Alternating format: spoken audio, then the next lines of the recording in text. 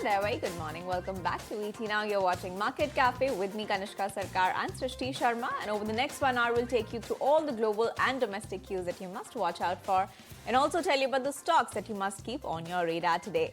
And first up, let's get started with how the US markets fared overnight. And it was a rather mixed day coming in as investors rotated out of high growth tech and into cyclical stocks after the Fed delivered that third rate cut of the year. For instance, Broadcom, that fell nearly 5% in extended trading despite beating expectations and projecting AI chip sales to double, while Lululemon jumped about 10% after announcing its CEO will step down in January. So yes, that's as far as some of the individual stocks are concerned. But if we talk about the indices, the Dow and S&P 500, they are coming off record losses, though Nasdaq, that slipped about 0.3%. These are tech names like Alphabet and Nvidia, all of them pulled back.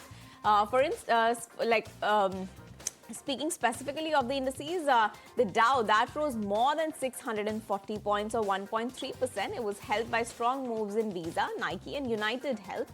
In fact, analysts are saying that the market may be entering a broadening out phase with gains spreading beyond the Magnificent Seven. And we talk about for the week, the S&P 500 is up about 4.4%, the Dow nearly 1.6% and the Nasdaq just under 0.1%. Small caps, they continue to outperform with the Russell 2000 up about 2.7% and hitting a fresh all-time high. So yes, that's about the indices, but looking ahead, investors will watch whether this rotation into cyclical and smaller companies that can sustain into the year end. So yes, Srishti, mixed moves on the Wall Street, but largely positive.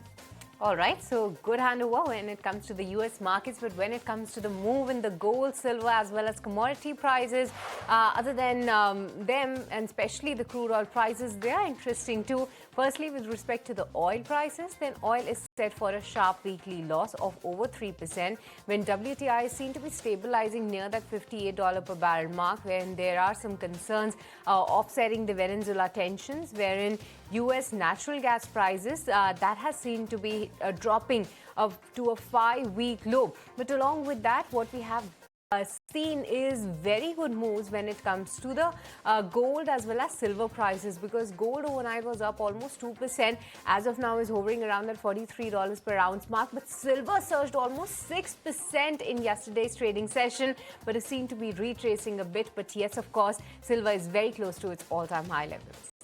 All right, so that's about some of the precious metals. Silver very close to its all-time high. But now let's put the spotlight on some macro data coming out of the US. And US weekly jobless claims just posted their biggest jump in nearly 4.5 years, rising 44,000 to 236,000 level. But economists are saying that the spike is mostly seasonal noise, not a sign of labor market weakness, with the 4-week average still pointing to stability. Now, continuing claims fell sharply to 1.84 million, and the US trade deficit that has narrowed by nearly 11% to that $52.8 billion level.